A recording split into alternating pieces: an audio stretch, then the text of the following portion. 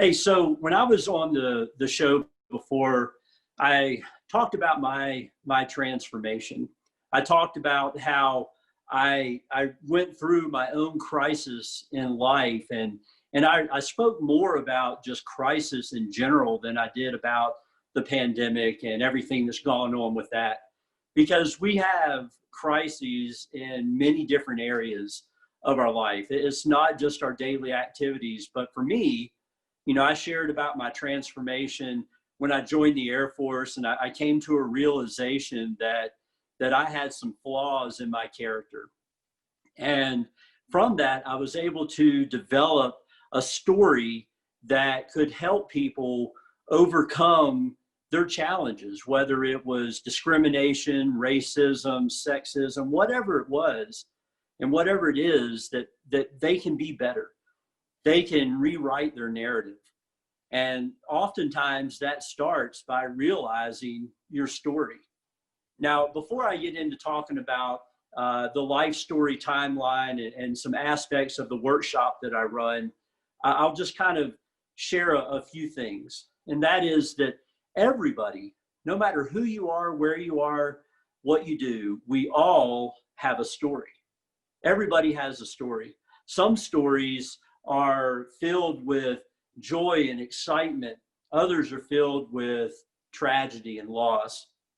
And it doesn't matter where you're at on the spectrum, we all have a story.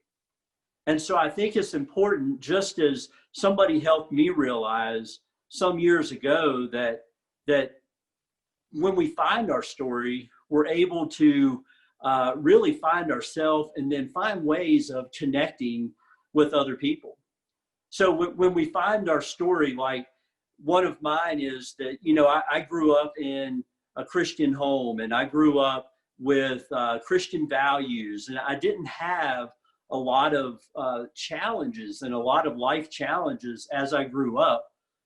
But and in that, when people would say, "Hey, tell us your story, tell us your history," well, I didn't feel that I had anything to really share, because I didn't have that life-changing event. I didn't have something that really stood out in my life. But as somebody explained to me, they said, "Well, that's still your story. That's still what makes you, you." And by having the life that you've had and growing up in a Christian home and having a father who was a pastor and just all the things, that's part of my story. Now, that doesn't mean I was a perfect kid. I would say that I was most likely the average or the epitome of a preacher's child, but it helped define a portion of who I am today. But what I found is that story, that I had something that I could share, was a changing moment for me. And so that's what I like to do for other people, is to help them find their story. And when you think about your story, there's typically three things that come up. And these are three things that I address in my workshop. And that is that, first and foremost, people, they don't know, or they don't think they have a story. But as I've already said, we all have a story. And then the next is that people think that whatever story they have is not worth telling. Much like my story, much like not just the story of my growing up, but my transformation story and my story about my life in the military and how that has impacted me today. So not realizing or not thinking that you have a story, those are two things that can be tackled with one exercise. But the third thing that typically holds people up the most is, even if they realize they have a story, but they're maybe afraid to tell it, or aside from not thinking they have one, a lot of times that's impacted by what I consider to be a mindset hijack. So the third area that I focus on is the mindset, because we oftentimes have limiting beliefs that prevent us from even exploring or even looking at our life or whatever is out there because we don't think we have anything, or we're afraid to dig into that and find out what our story is. So the first thing that I focus on out of those three things is the mindset, because wherever you go, your mind is there. If you do not have your mindset right, that battlefield that's going on in your head, the battlefield that is geared and prepared to take you out, if you don't have it set right, is always going to be there. So we have to focus on our mindset first.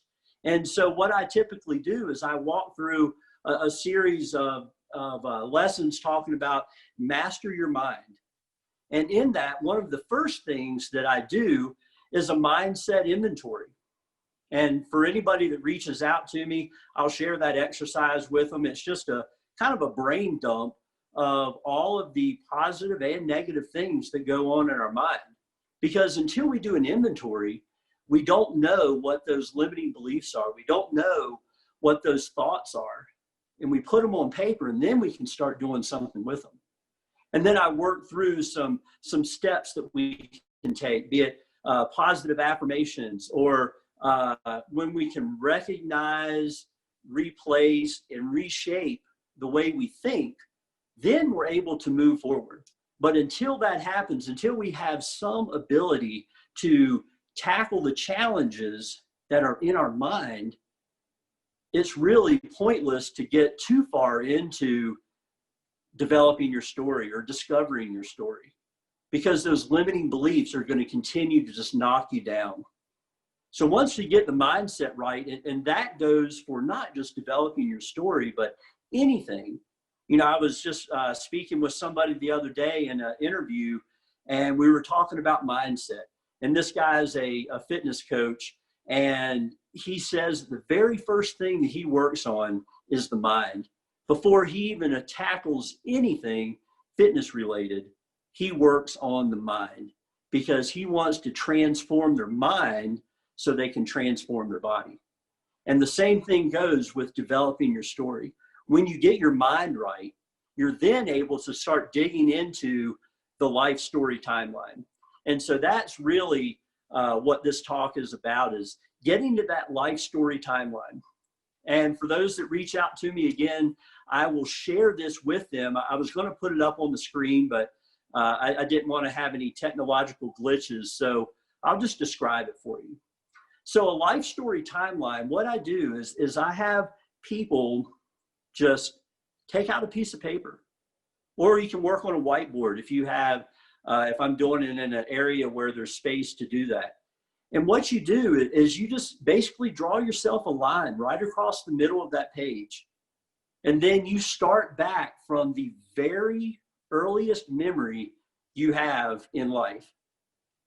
And you put a tick mark. And then you write down a couple of words. And then you go on to the next, and you think and you reflect on your life and continue to put tick marks down. And as you do that, and you put the memory jogger words, you're able to come back to it. So on the worksheet and on what the kind of the handout that I provide, it's got, you know, life event 1, 2, 3, and 4. Well, obviously there's going to be more than 4 life events that people are going to identify, but it's just a visual depiction that allows people to see that they start at a point and you go all the way up to today. Whatever day it is that you're doing this exercise, you continue to do those tick marks.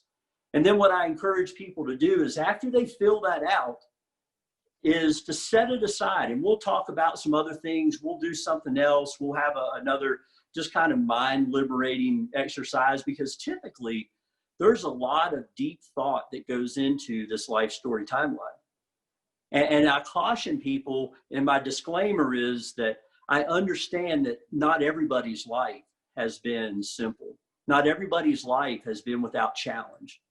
So I encourage them to use good judgment as they're working through this, because if there's something that is really deep and it creates just an emotional scar, or there's one there, that it can create some issues. But what I encourage people to do is, as they do this, be real with themselves. This is their piece of paper. If they want to be able to move forward and I can help them build out their story, I can help them create their talk and a presentation and do all of that stuff. But first and foremost, I need them to be honest. And I encourage people to be honest with themselves. Because when they write those things down and they go back to it and they provide a visual depiction of what's there, and then they go back over it again and maybe fill in a few gaps, you can find pockets of things that may relate, or you can just look at your whole life and see how a series of things have happened. It's just like a string that gets woven through your life. And I'll give one example before I wrap things up here, and that is I was working as a speaker coach for our TEDx here in Colorado Springs, and one of the individuals, she shared her story. She shared a story about Janelle, and Janelle ended up being her. As she went through this thing and told about her lifelong struggles, it was a liberating experience when she got a standing ovation, and it freed her from a lot of the pain that she had. That was because she had a story to tell. We all have a story to tell. So I would encourage people to take advantage of this opportunity. You can reach out to me on my website, which is Higher Calling Consulting LLC, all one word. I know it's a lot, but Higher Calling Consulting LLC.com. And they can hit me up on email at rparsons@highercallingconsultingllc.com. And I tell you, I would love to share these resources with you to not only help you get your mindset right, but to help you get your story discovered and start developing that and walking through that process with you. So thank you very much for your time. Find your story. Tell your story. Somebody's waiting to hear it. Thank you.